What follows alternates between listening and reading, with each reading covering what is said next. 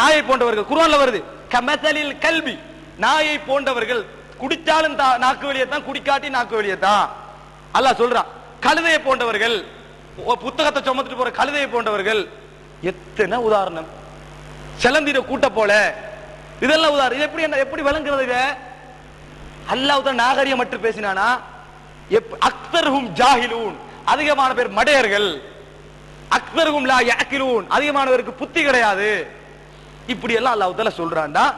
விமர்சனத்தில் நாகரிகம் எது தெரியுமா? நீங்க சொல்லி தருவது அல்ல. குர்ஆனும் சுன்னாவும் எங்களுக்கு எதை நாகரிகம் என்று சொல்லி தருகிறதோ அதுதான் நாங்க நாகரிகம் என்று கருதுவோம்.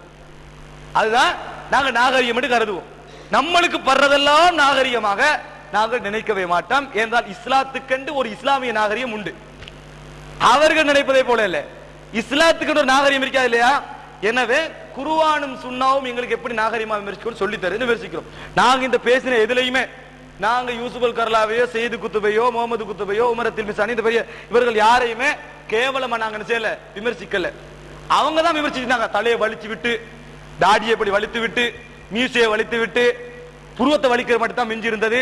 அவர்களிடத்தில் நான் கேள்வி கேட்க விரும்பவில்லை, ஏண்ட சுன்னாண்டவர்கள் சொல்லுவார்கள் எனக்கு தெரியும் என்று முகமது அல் கசாலி சொன்னதை நாங்க வாசி காட்டணும். இது நாகரிகமா?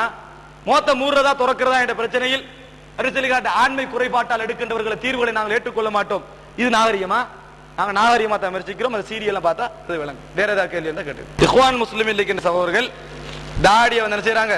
குறைக்கலாம் என்று கூறுகின்றார்கள். நான் அவர்களோடு கதைத்த போது ரசூலுல்லாஹி ஸல்லல்லாஹு அலைஹி வஸல்லம் அதாவது எந்த அளவு வைக்க சொன்னார்கள் என்ற ஏதாவது ஹதீஸ்கள் இருக்கிறதா என்று அவர்கள் கேட்கிறார்கள். இஹ்வான் முஸ்லிமின் மட்டுமல்ல, தௌஹீத் சகோதரர்கள் நிறைய பேர் அந்த கருத்துல இருக்கிறாங்க. தாடியை வந்து என்னது ஒரு அளவுல என்ன செய்யலாம், குறைக்கலாம் என்ற கருத்துல இருக்கிறாங்க. ஆனால் நாங்க இதுக்கு கட்டாயம் ஒரு பதில் சொல்லி ஆகணும். ரசூலுல்லாஹி ஸல்லல்லாஹு அலைஹி வஸல்லம் அவர்கள் ஜுஸ்து அஷ்ஷவாரிப வ அர்ஹு அல்லிஹா வ காலிஃபு அல் மஜூஸ் ரவுஃபுல் லிஹா ஆஃபுல் லிஹான்னு சொன்னார்கள். ஒரு இடத்துல ஆஃபுல் லிஹா, அர்ஹுல் லிஹா இப்படி எல்லாம் சொல்லிக்கிறாங்க.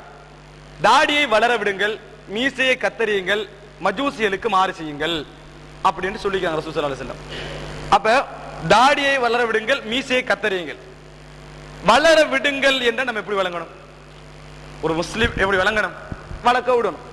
இவ்வளவுதான்.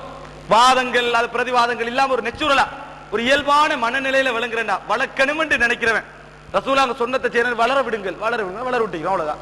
முடிய நல்லா வளங்க அப்படின்னு எப்படி வளங்குறது? ஷார்ட் பண்றதை நம்ம வளங்குறோம். அப்படி வளங்குறலே முடிய வளங்கப்பாண்டா எப்படி வளங்குறோம்? நல்லா அட்டிப்படுத்தி வளர்த்திக்கிற வளங்க துண்டு வந்திக்குதே இப்படி சொல்றோமா யாராவது? முடிய வளங்கணும் எப்படி வளங்குறோம் அது மாதிரி தாடியை வளங்கணும். முடிய வளங்க அப்படின்னு அப்படி வளங்க, முடிய வளங்க நல்லா ஷார்ட் பண்ணிட்டு இந்த வளர்த்திக்கிறோமே இதங்க வளங்கு கொஞ்சம் வளங்குறா மிச்சம் வளர்க்கான்னு வந்திக்குதா? இப்படி யாராவது வாதிக்கிறா? பொம்புடல் முடி வளர்க்கலாமா? ஒரு ஆள் வந்து கேள்வி கேட்கிறாரு, முடி வளர்க்கலாமா இல்லையா என்று கேட்ட அர்த்தம் என்ன? இது இந்த அமைப்புல சோட்டாகிறத சொல்றது, அதுக்கு மேல வளர்க்கறதானே. பொம்புடல் முடி வளர்த்துக்கு சரியா இல்லையா என்ற இல்ல, இது வளர்க்கிறேன் நல்லா வளங்குதானே. அப்ப நம்ம ஹதீஸ்ல வேணும்னு தான் மாத்தி சொல்றோம். உண்டு வீட்டுல வாப்ப ஒரு மரத்தை நல்லா வளங்கன்ற குரோட்டன் மரமோட தந்து நம்ம என்ன செய்யறோம்? அடி நாட்டி போட்டு அடியோட வெட்டி வெட்டி இந்த துண்டா வைக்கிறோம், வெட்டி வெட்டி வச்சுக்கிறோம். எங்க நாம இருந்தா வளர்த்திக்கிறோமே அப்படின்னு காட்டுறோம். எங்க எந்த துண்டிக்குது மிச்சம் வளர்க்க கொஞ்சம் வளர்க்கன்னு சொல்லலை என்று யாராவது சொல்லுவோமா? நல்லா வளர்த்தெடுத்து அழகா வச்சு காட்டு வளர்த்திக்கிறோமே, இப்படித்தான் நம்ம காட்டுறோம். அது நெச்சுரலா எங்கட மனசு சொல்லுது.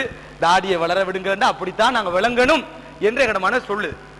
அதே போல ரசூலுல்லாஹ் ஹதீஸ்ல மீசையை கத்தரியுங்கள் என்றாங்க. வலியுங்கள் இல்ல, வலிக்க கூடாது. மீசையை கத்தரியுங்கள்னா ஷார்ட் பண்ணுங்கள்.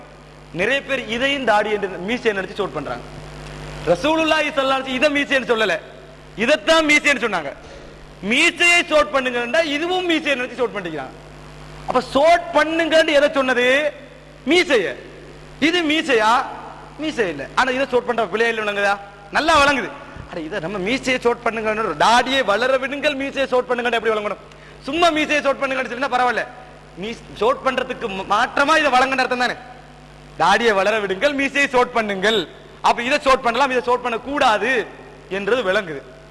இது ஒரு ரசூலுல்லாஹி ஸல்லல்லாஹு அலைஹி வஸல்லம் அவர்கள் தாடி என்ன செஞ்சாங்க? நல்ல பெருசா வச்சிருந்தாங்க. அவர்களுடைய தாடி ஆடுவதை பார்த்துத்தான் நாங்கள் குர்ஆன் ஓதுறதை விளங்கி கொண்டோம். குர்ஆன் லுகர்ல ஓதுறாங்களா அசர்ல ஓதுறாங்கன்னு விளங்கி கொண்டோம் என்றெல்லாம் என்ன செய்து வருகிறதா இல்லையா? அப்ப ரசூலுல்லாஹ் பெரிய தாடி வச்சிருந்தாங்கன்னு அர்த்தம்.